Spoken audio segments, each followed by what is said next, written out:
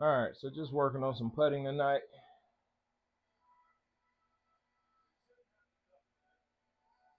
Just working on some putting tonight.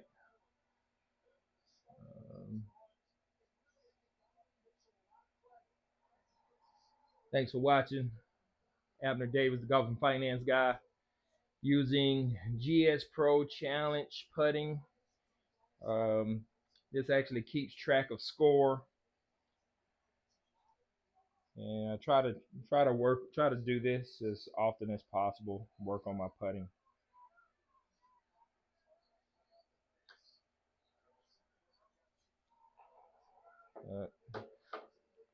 Seeing tonight my putter face is I'm rolling putts a lot more with much more of an open face than I would prefer. So I'm almost pushing putts a little bit. So let's see if we can make an adjustment here. Still leaving it out to the right. Open face.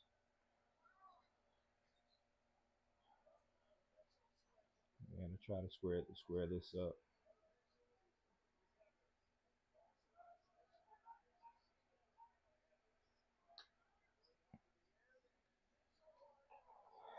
So 1.5 right.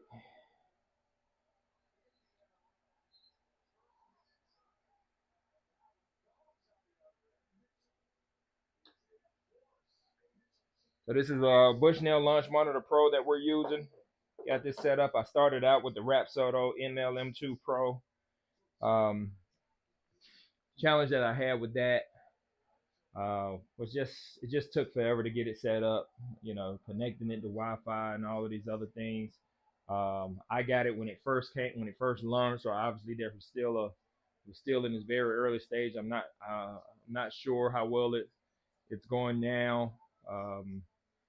I didn't go to the PGA show down in Orlando, so it would have been great to see how it's progressed and improved since last year. But the Bushnell is great for me. You know, when I come in here, I want to come in here. You know, if I want to come in here for 20 minutes, I don't want to spend 18 minutes trying to get my whole system loaded and set up and running. And so the Bushnell and the PC allows me to just come in here, and it takes me 2 to 3 minutes to get the system loaded, rocking and rolling. It actually takes me longer to, you know, get the garage door open and get the golf cart pushed out than it does for me to get the simulator up and going, simulator and projector running.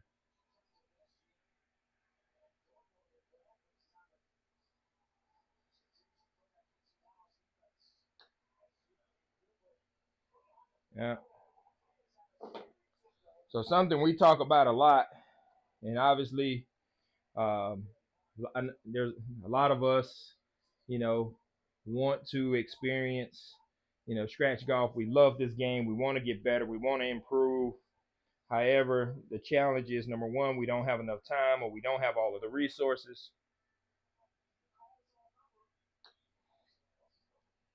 That was a bad putt. And so I actually gave a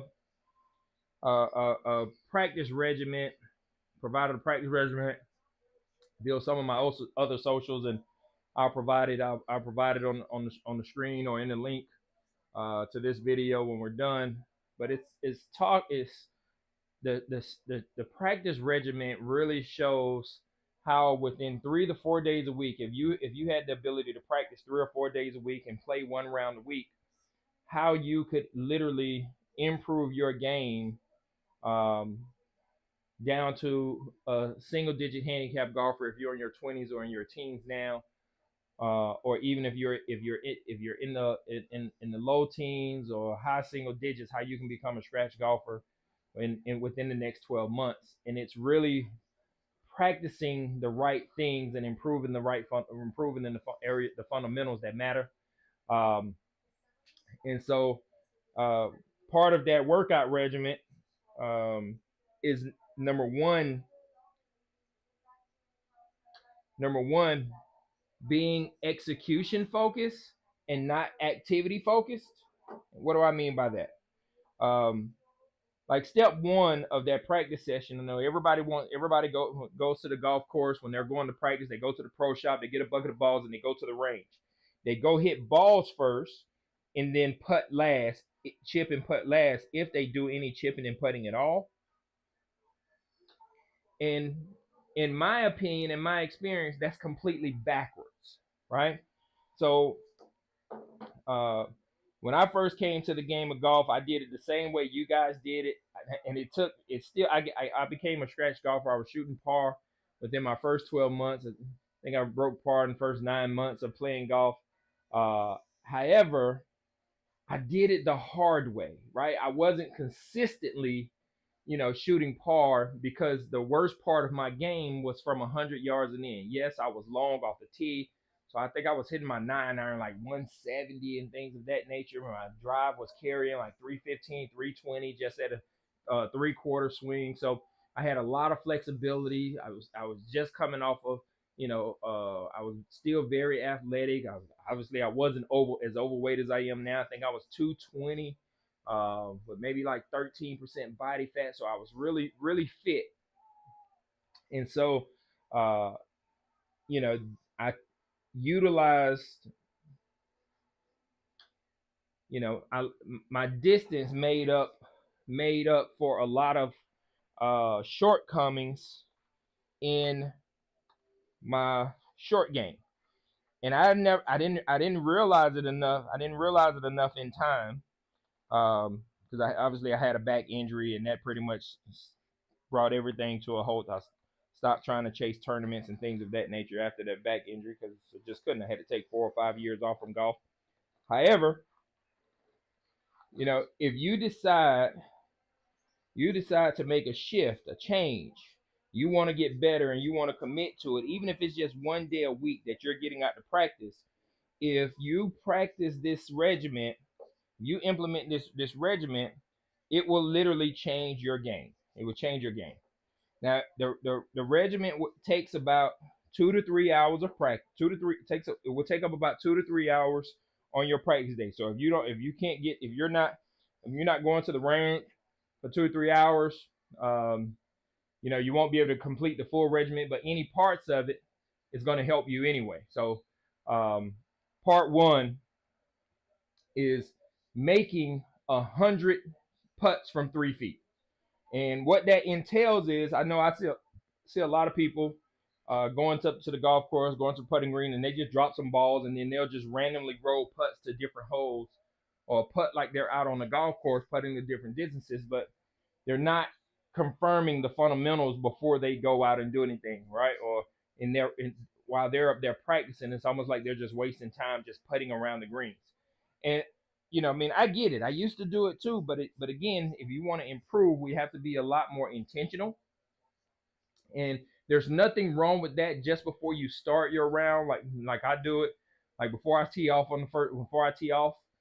after I've done my warm up routine, I went through my stations, right? I'll just roll some balls around at random distances, to just kind of see how I'm doing from a speed of field standpoint.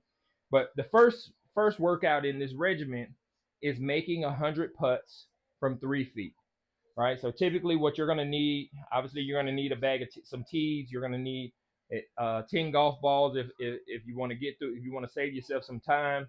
You're also going to need a chalk line, right? A chalk line tool. You can get those from any hardware store or even online. And then, from there, you want to use the gate drill with those tees and set up a little gate station, and you want to find the straight putt, and you want to work that station from a straightest putt. Now, I understand, going around the world drill, putting a bunch of balls around the hole. I understand that, learning how to putt, learning how to make putts from different right to left breaking putts, left to right breaking putts, right? I understand all of that, into the grain, with the grain. I get all of that. I get the around the world drill. But one of the things that you was going to help you improve and lower your handicap faster than anything else is being able to consistently roll your golf ball on your intended target line.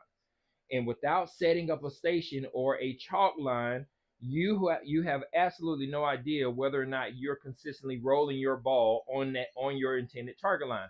So if that ball comes off that chalk line, you have a clear indicator that you did not. And so the more you work on rolling your ball on your intended target line, the more you make that improvement and you make those adjustments in your setup. Because once that chalk line is down, and now you're still missing these putts, or the ball is getting off of that line, right? Sometimes the ball is still going the hole from 3 feet, even if you push it offline, push it or pull it offline, right? But if you when you get to 6 feet, those putts won't go in as often, or when you get to 15 feet, they won't go in as often. They definitely won't go in as often when you get to 30 feet. And so when you want to set up your drill, your chalk line from 3 feet and 6 feet almost all the time when you're doing these drills. So it's 100 putts made from 3 feet. From there, once you make 100 putts on your chalk line from 3 feet, then you can move back to 6 feet. And again, you want a straight putt, preferably a different line or a different hole if possible. So go set up another station at 6 feet. Find the straightest putt at that hole. Um, why is that? Because if you were just at this hole and you rolled 100 balls on this chalk line at this one hole, if you didn't make 100 putts in a row from 3 feet, it's likely that you rolled 150 putts or whatever on that 3 foot line, and it started to make some indentations in that line on the putt, and then so it's not going to necessarily give you your truest roll or your truest feedback when you move back to your 6 foot station, right? And uh, so you want to move back to 6 feet after you've made 100 putts from 3 feet. Then you want to move up. You want to make 50 putts from 6 feet, and once you've made 50 putts from 6 feet, then you want to move back to 15 feet, and from 15 feet you want to make 25 putts from 15 feet, and then once you complete that drill, you want to move back to 30 feet, and you want to make 10 putts from 30 feet. Now you've completed your putting session, right? You've completed your putting session. Should take you about an hour and a half to complete that session, right? Obviously, the longer, the better you get over time, right? It's going to take you longer to do it in your first month of working the drill than it's going to take you 6 months from now, right? Right now it takes me about 45 minutes to complete that entire process, right? Typically the 3 footers are the fastest for me, even though it's 100 putts made.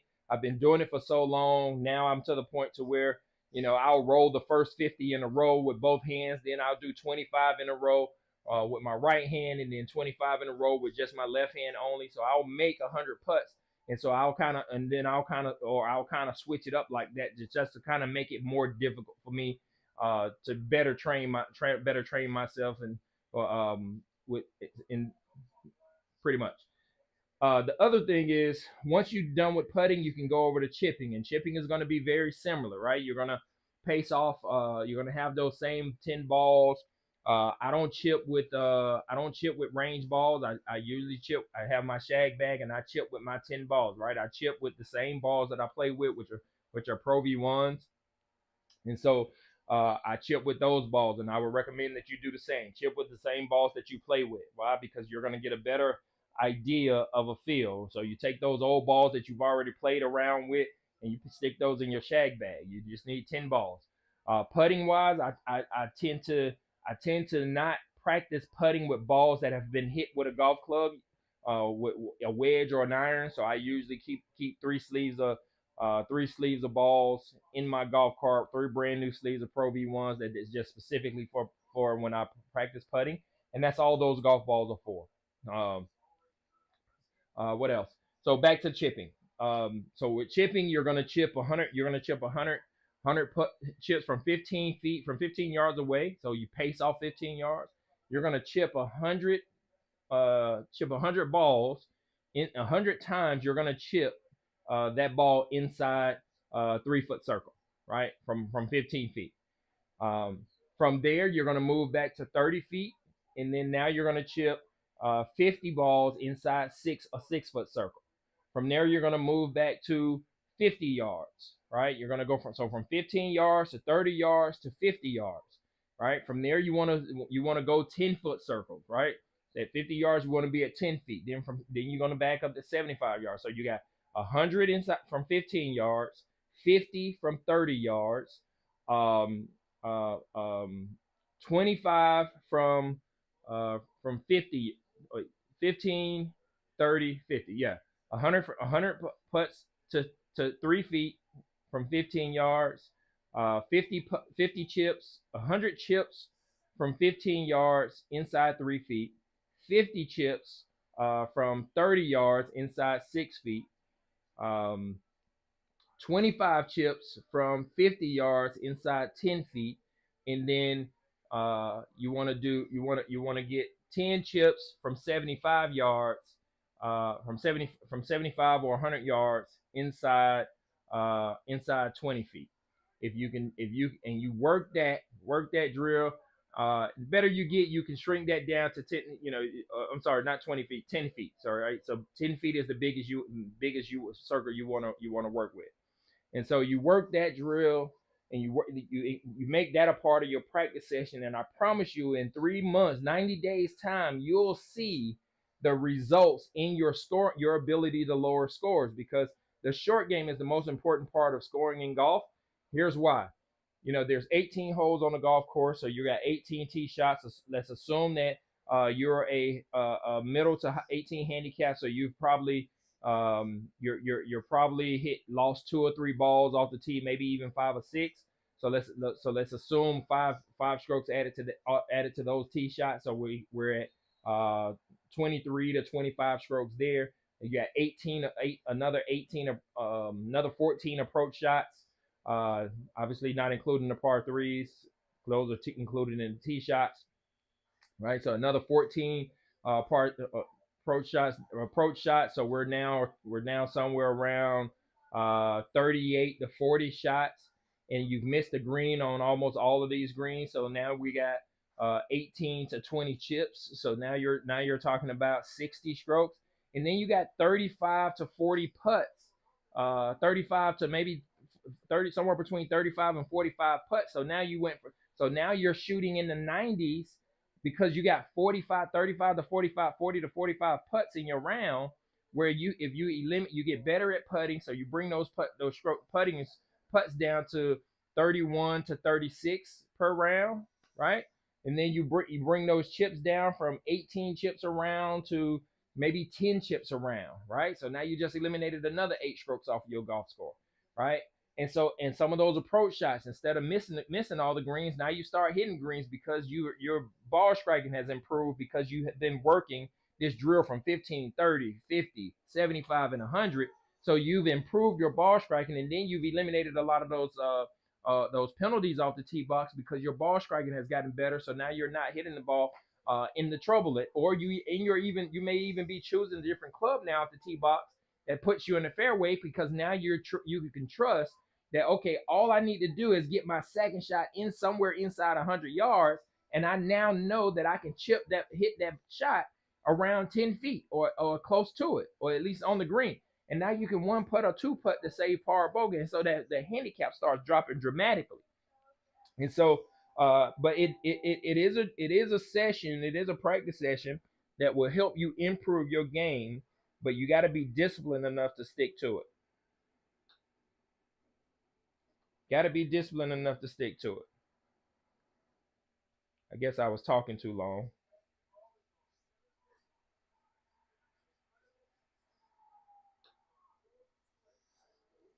Got to be disciplined enough to stick to it, right?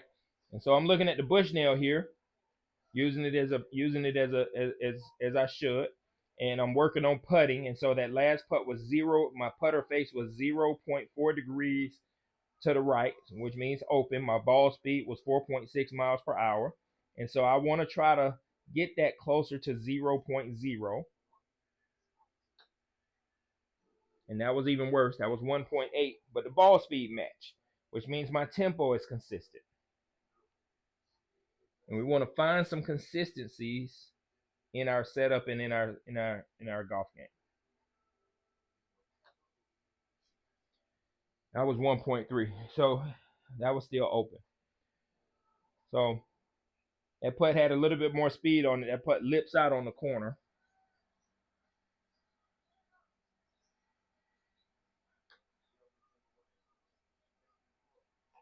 1.7 degrees right.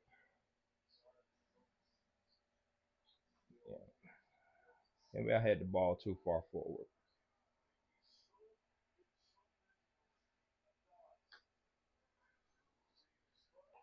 Still open. Never mind. I see what the problem is. My towel is crooked.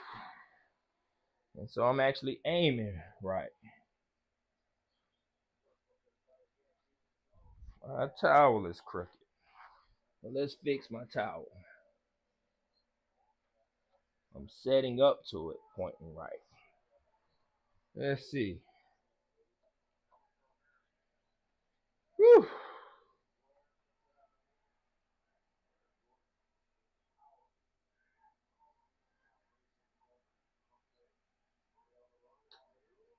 That's better. 0.3. Let's see. If that wasn't just a fluke.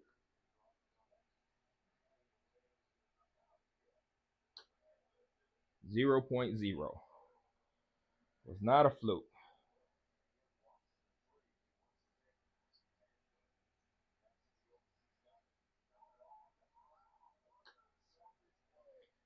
Missed that one pretty bad. That was 2.7 degrees right, and I felt it in the swing.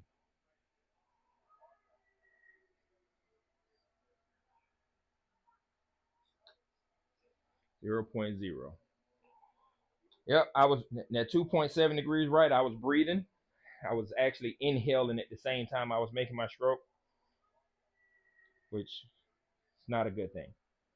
You got to either decide to inhale and hold, exhale and hold before making your stroke.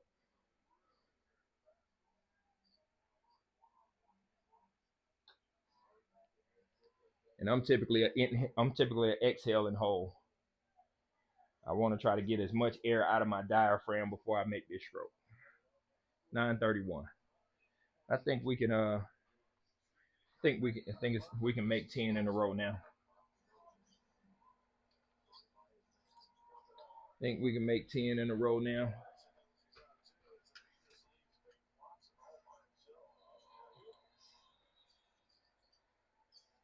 We can make 10 in a row now.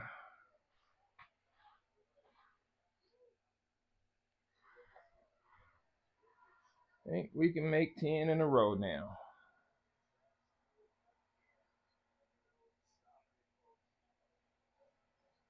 I hope that information was good for y'all.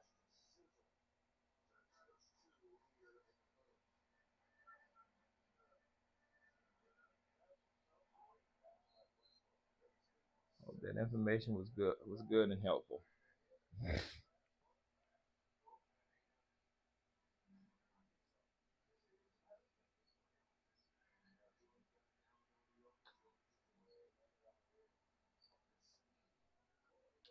Gracious have mercy. First putt and left is short. First putt left is short. No time for that. No time for that. We just we gotta make 100 putts in a row. I mean 20 putts in a row and we're good to go. Boom, boom, boom. All right. Now y'all see me. There you go. Now you see me. I know you've been seeing me the whole time. No, you've been seeing me the whole time. Gotta get this loaded up here. 9 o'clock.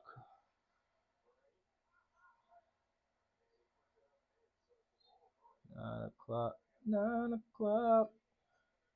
Only if I could sing, it would sound so good. Yep. But no, I cannot see. My daughter can.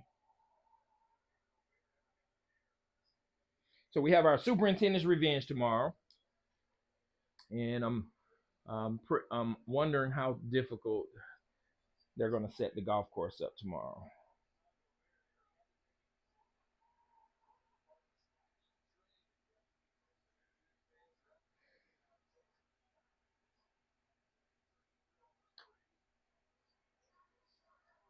All right, there's one. Goal is to get 20 in a row tonight.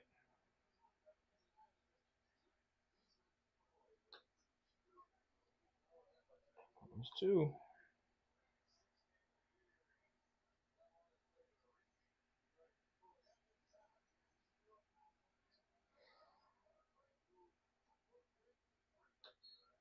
There's three. Try to hang on the lip. Don't play with me.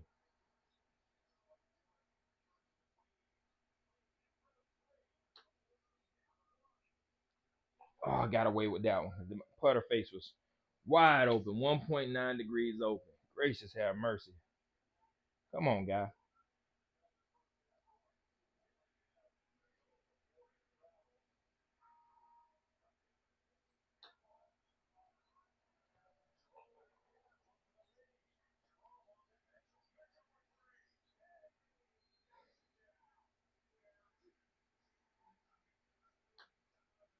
That was wide open.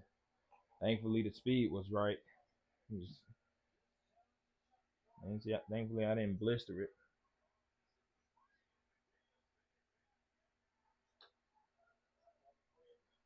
Oh, wasn't ready. Let's go.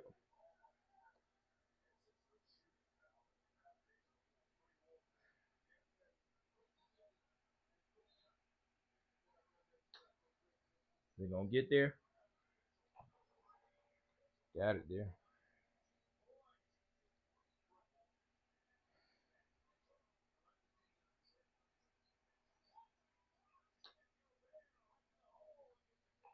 There we go. One could be worried about a lip out.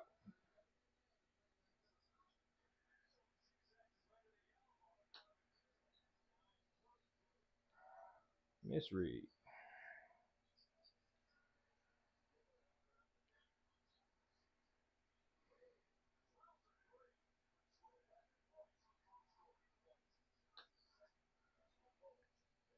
Oh, 2.2 degrees open. You got just always concerned about those open ones. You know.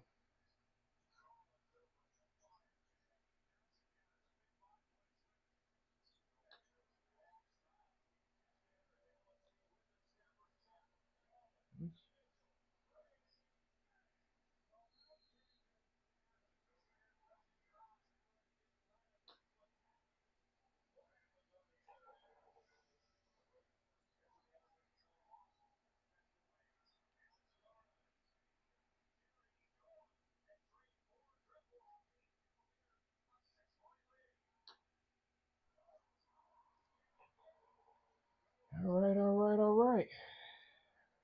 Just made an adjustment in my grip, a slight adjustment, and I actually like it.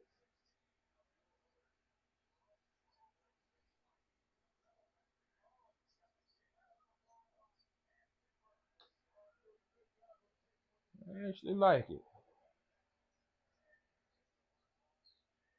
Just took a lot of roll out of my stroke.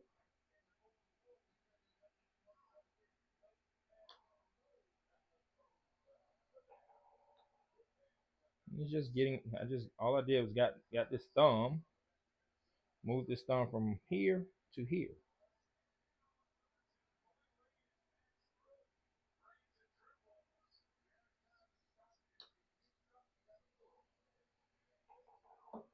That was 1.3 degrees right.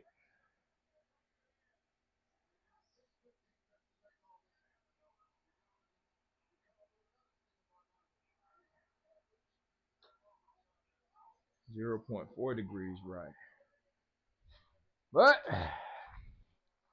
we got 5 more in a row to go for a perfect score.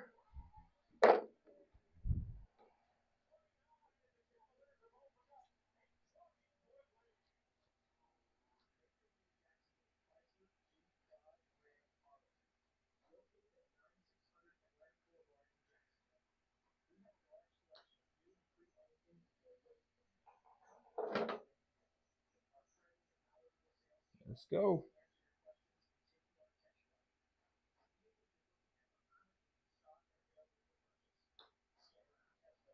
Did we get it?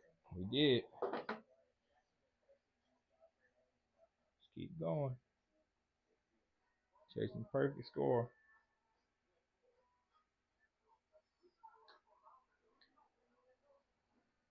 Got it. 2 more. 2 more.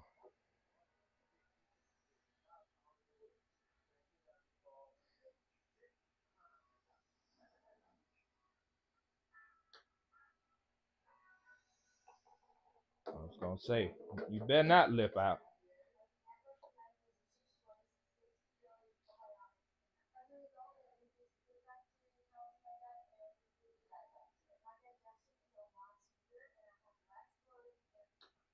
All the marbles. Boom. 20 in a row, perfect score. Let's go. All right. Peace, love, hair grease. I'm Abner Davis, the golf and finance guy, and I'll see y'all next time. Thanks for watching.